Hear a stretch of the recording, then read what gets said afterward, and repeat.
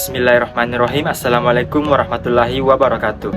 Perkenalkan, nama saya Andi Muhammad Alfian Damasyar dengan stambuk 0822021134 kelas C2 Ilmu Usaha Tani. Pada kesempatan kali ini, saya akan menjelaskan 9 tipe struktur sistem pertanian yang ada di Indonesia. Yang pertama yaitu penggembalaan berpindah. Ada 2 sistem penggembalaan berpindah, yaitu yang pertama sistem transhumance, yaitu sistem ini ditandai oleh imigrasi secara periodik kawanan hewan milik orang yang hidup menetap. Kawanan hewan itu berpindah-pindah di antara 2 daerah yang iklimnya sangat berbeda, yaitu pegunungan dan dataran rendah. Umumnya berlokasi di daerah marginal dan tidak perlu memberi makan ternak dalam kandang pada musim dingin.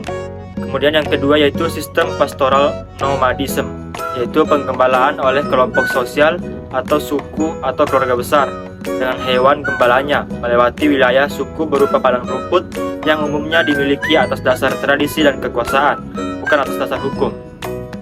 Selanjutnya yaitu perladangan berpindah. Perladangan berpindah ialah suatu jenis pertanian dengan lahan yang ditanami berpindah secara berkala, sehingga lahan yang telah dipanen sebelumnya dibiarkan berah dan menjadi hutan kembali. Di Indonesia, perladangan berpindah masih bisa ditemui di sebagian daerah Sulawesi, Kalimantan, Irian, dan sebagian kecil Sumatera. Lahan adalah milik bersama dan dikuasai oleh kelompok-kelompok sosial atau suku, dan ketua suku mempunyai wewenang untuk menentukan lahan mana yang bisa dimanfaatkan oleh setiap keluarga. Selanjutnya yaitu pertanian feodalistik. Feodalisme dalam pengertian ini dikaitkan dengan stratifikasi sosial yang ditandai dengan perbedaan kekayaan, pendapatan, kekuasaan, dan martabat. Secara umum, ada 2 tipe pertanian feodalistik, yaitu feodalisme persewaan dan latifundia atau hacienda. Selanjutnya yaitu feodalisme persewaan. Penggunaan lahan, pajak atau kekuasaan ekonomi merupakan dasar bagi para pemilik lahan atau tuan tanah untuk menguasai petani dan mereka yang tidak memiliki lahan. Petani dan orang yang tidak berlahan atau landless tidak memiliki pilihan lain untuk mempertahankan hidupnya, sehingga terpaksa membayar sewa yang tinggi. Bagi tuan tanah, lahan adalah kekayaan untuk disewakan dan sekaligus memberikan martabat dan kekuasaan karena ketergantungan penyewa juga mencakup kehidupan pribadinya.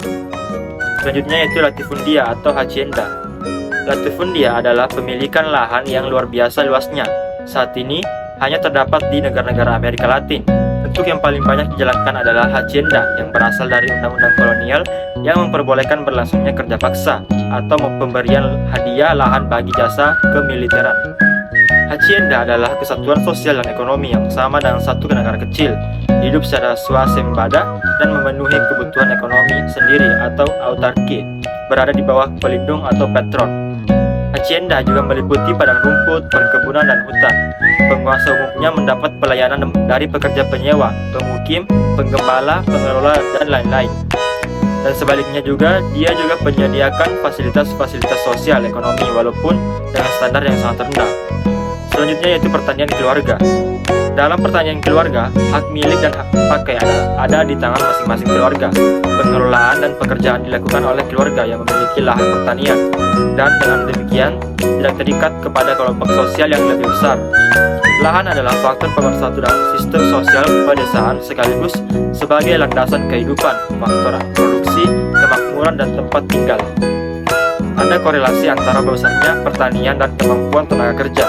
Keadaan ideal ialah apabila pertanian itu cukup besar bagi keluarga itu untuk melakukan semua pekerjaan sendiri dan dapat memenuhi segala kebutuhan. Selanjutnya yaitu pertanian kapitalistik. Tipe pertanian kapitalistik yang paling penting di negara yang sedang berkembang adalah perkebunan. Sebuah perkebunan ialah sebuah pertanian yang berskala besar yang mengutamakan tanaman tahunan, misalnya pohon, semak, atau perdu. Seringkali sistem penanamannya satu jenis, yaitu monokultur. Hasilnya biasanya diolah secara industri di pabrik pengolahan perkebunan itu sendiri dan diarahkan untuk ekspor, misalnya tebu, pisang, cengkih, kelapa sawit, dan sebagainya. Selanjutnya yaitu pertanian sosialistik. Berdasarkan ideologi sosialistik, pemikiran pribadi atas lahan mengarah pada pemerataan. Pertanian sosialistik memiliki konsepsi bahwa pertanian kecil telah ketinggalan oleh kemajuan teknik dan oleh karena itu harus digabungkan dengan unit-unit ekonomi yang besar. Tujuan jangka panjang dari hal tersebut adalah menghapuskan perbedaan antara pola kehidupan industri dan pertanian yang saat ini belum tercapai. Contoh pertanian sosialistik adalah sistem pertanian kolkos di Rusia. Pengendalian produksi di bawah pengaruh negara, namun negara tidak diharuskan menanggung risiko ekonomi. Negara dapat mempengaruhi dan mengarahkan tingkat upah maupun pembentukan dan pengalihan modal dengan menentukan kuota pengiriman dan harga.